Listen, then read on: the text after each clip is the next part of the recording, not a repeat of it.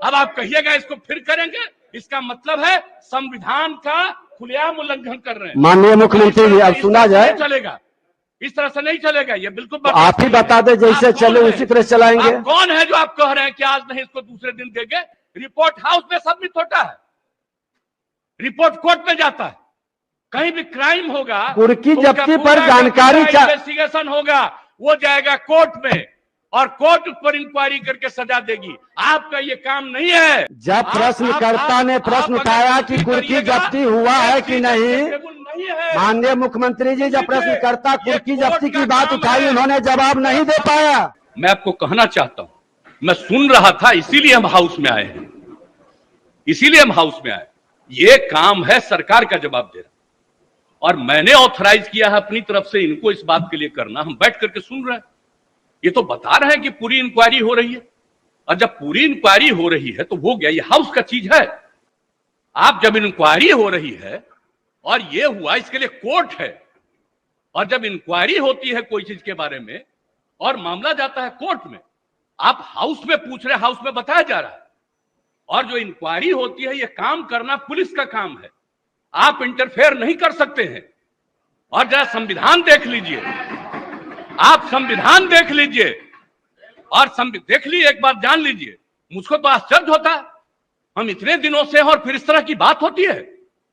सारे लोगों को एक बात जानना चाहिए, संविधान क्या कहता है।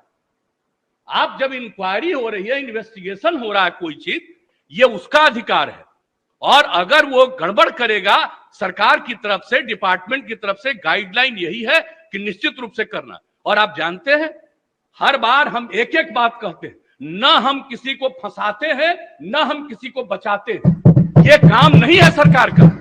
ये बात क्यों आप लोग बार बार कर रहे हैं? इस बात को लेकर के चलिएगा, इस तरह से हाउस चला रहे हैं।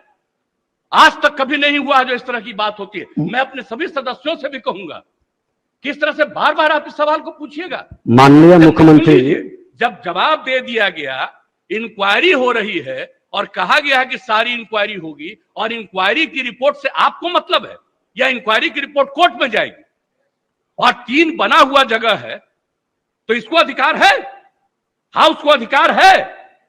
आप हमको जरा बताइए तो। माननीय नहीं, कॉन्स्टिट्यूशन निकालिए।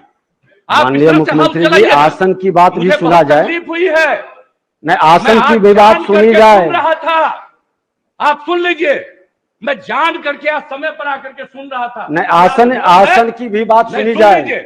आप एक एक बात जान लीजिए, ये बात किसी भी तरह से मंजूर नहीं है। जब प्रश्नकर्ता ने प्रश्न उठाया कि कुर्की जब्ती हुआ है कि नहीं, माननीय मुख्यमंत्री जी, जब प्रश्नकर्ता कुर्की जब्ती की बात उठाई, उन्होंने जवाब नहीं दे पाया।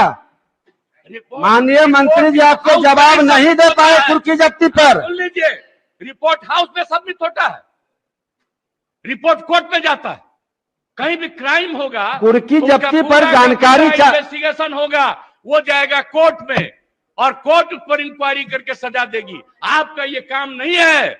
आप पूछ रहे हैं, जवाब दिया जा रहा है। अब आप कहिएगा इसको फिर करेंगे, इसका मतलब है संविधान का खुलेआम उल्लंघन कर रहे हैं। माननीय मुख्यमंत्री जी, अब सुना जाए। चलेगा, इस तरह से नहीं चलेगा, ये बिल्कुल तो आप ही बता दें, जैसे चले उसी तरह चलाएंगे। कौन है जो आप कह रहे हैं कि आज नहीं इसको दूसरे दिन देंगे? मैं आसन से संरक्षित सदस्यों को करने के लिए करिएगा। और आपको मैं जब प्रश्न आया कि इस कुर्की जब्ती कब तक होगा, और उसी में एक मामला इन्होंने जोड़ा, जिसके कारण 3 बार सदन के अंदर सारे विधायकों ने उठ करके हंगामा किए। हमने आग्रह किया कि विशेषाधिकार कमेटी में चल रहा, उस पर चर्चा नहीं होगी।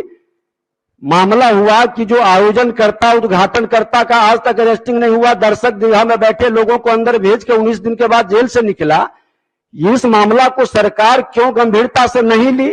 और आज जब हुआ कि इसे कुर्की जब्ती कितने लोगों की हुई, वही घटना में, जिस घटना में सरस्वती पूजा का मामला में कि निर्दोष को ला करके खाना पूर्ति पुलिस कर दी है, और दुर्भाग्य से, देखिए आप एक मिनट सुन लिया जाए, दुर्भाग्य से माननीय मुख्यमंत्री जी, ये घटना मेरे क्षेत्र से जुड़ा है।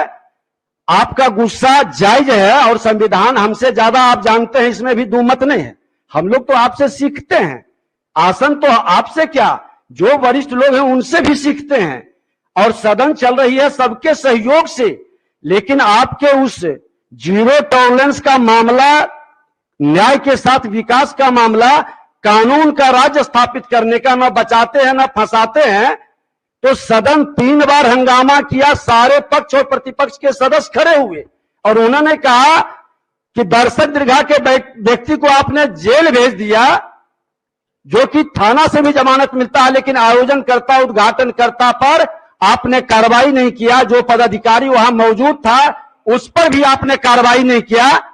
पूरी मामला नहीं, ये नहीं, आसन को हतोत्साहित या डिमोरलाइज करने की सिर्फ बात नहीं हो, पारदर्शिता के साथ व्यवस्था बने। और हमको तो आप सब लोग मिलकर बैठाए हैं, मैं तो आप ही की भावना को स्थापित कर रहा हूं कि कोई भी गलत करेंगे, कानून के साथ खिलवाड़ करेंगे, विधायिका को कमजोर करना चाहेंगे और प्रशासनिक अराजकता फैलाना चाहेंगे, जो मुख्यमंत्री कतई नहीं होने देंगे। और आपकी अच्छी बात है, हम चाहते हैं कि पूरी मामला को आप गंभीरता से अपने स्तर से देखवा लें। ये तो दुर्भाग्य है कि मेरे क्षेत्र से जुड़ा है और आप खुद कई बार कहे हैं कि विधायक का पूरे बिहार का कहीं की भी प्रश्न को, कहीं की भी व्यवस्था को देख सकता है। उन्होंने पूछा कि कुर्की जब्ती अभी तक नहीं हुई, आपने अभी बोला कि 60 दिन के अंदर नहीं करेगा तो कार्रवाई करेंगे।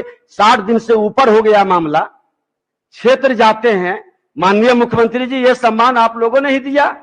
जाते ही लोग क्वेश्चन खड़ा कर देता है, पूछता है आप इतने बड़े आसन पर बैठा करके, और मैं एक दारोगा का, एक थाना प्रभारी का, एक डीएसपी की भी बात को नहीं रख पाता हूं।